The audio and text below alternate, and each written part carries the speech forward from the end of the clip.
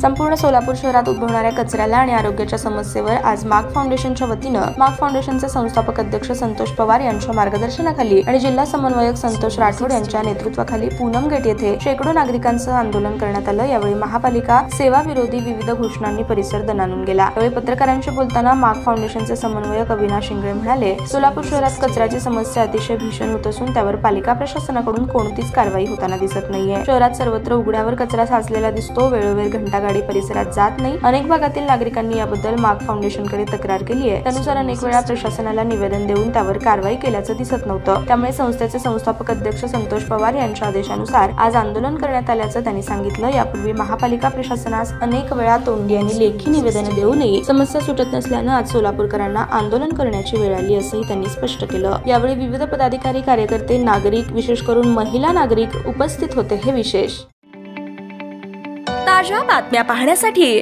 Prime Maharashtra news चॅनलला subscribe करा।